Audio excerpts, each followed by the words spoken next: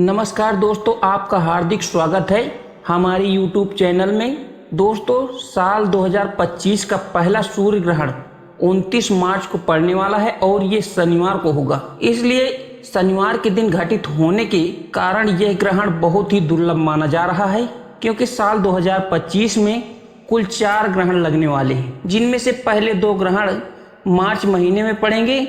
सबसे पहला 14 मार्च 2025 को साल का पहला चंद्र ग्रहण हो चुका है और इसके ठीक 15 दिन के बाद 29 मार्च को सूर्य ग्रहण होगा। इस प्रकार से ये ग्रहण विशेष रूप से ध्यान देने योग्य हो जाते हैं। दोस्तों, ज्योतिषी दृष्टिकोण से देखा जाए तो यदि 15 दिनों के अंतराल में जब 2 ग्रहण लगते हैं तो इससे जुड़ी विशेष सावधानियों का पालन करना आवश्यक होता है। विशेष रूप से जब ग्रहण किसी देश में दिखाई दे रहा हो, इस विषय पर विस्तार से चर्चा करने से पहले सभी भक्तगण भगवान भोलेनाथ जी का स्मरण जरूर करें और साथ ही कमेंट बॉक्स में हर हर महादेव अवश्य लिखें। धार्मिक मान्यता के अनुसार जब शनिवार को सूर्य ग्रहण का पड़ना एक महत्वपूर्ण ज्योतिषीय घटना मानी जाती है। ये ग्रहण हिंदू पंचांग के अनुसार चैत्र मास की कृष्ण पक्ष की अमावस्या तिथि को लगेगा।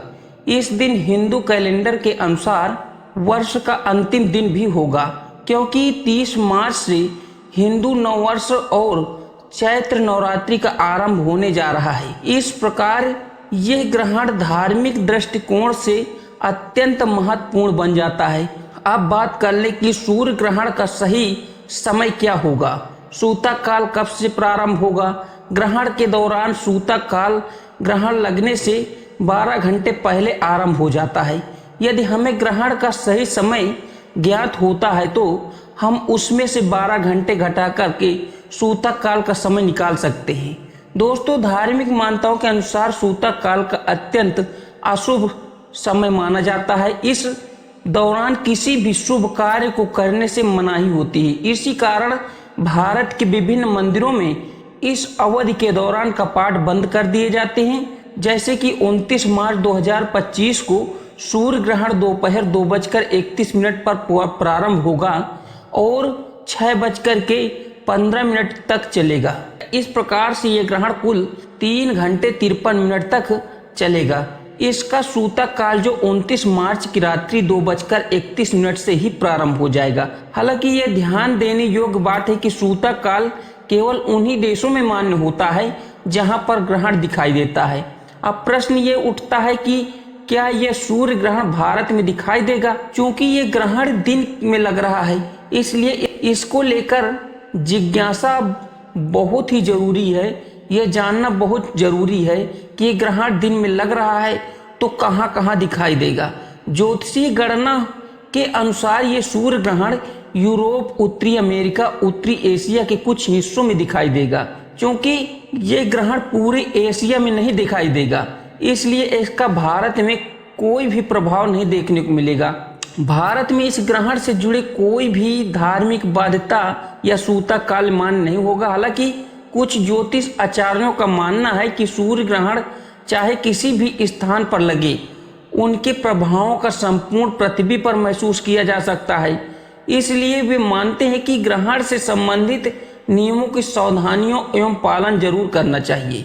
दूसरी ओर कुछ ज्योतिष आचार्य ये कहते हैं कि ग्रहण केवल उन्हीं स्थानों के लिए प्रभावी होता है जहां पर प्रत्यक्ष रूप से देखा जा सकता है। ये विषय व्यक्तिगत आस्था पर निर्भर करता है कि कोई व्यक्ति इन नियमों का पालन करना चाहता है या नहीं।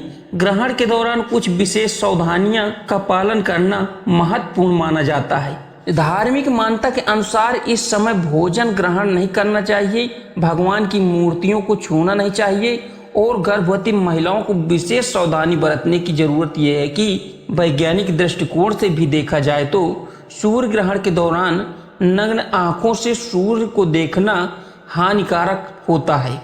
इसलिए इसे विशेष चश्मों का उपयोग आवश्यक होता है। अंततः यह निर्णय प्रत्येक व्यक्ति के विश्वास और आस्था पर निर्भर करता है कि इस ग्रहण की दृष्टिकोण को देखता है, उससे जुड़ी सावधानियों को अपनाना चाहता है या नहीं। तो भक्तों, आप अपनी यथा स्थिति अनुसार अगर नियम का पालन करना चाहते हैं तो कर सकते हैं, इसमें कोई मनाही नहीं है। अगर नहीं करना चाहते हैं तो नहीं ना करें, कोई भी परेशानी नहीं होने वाली है।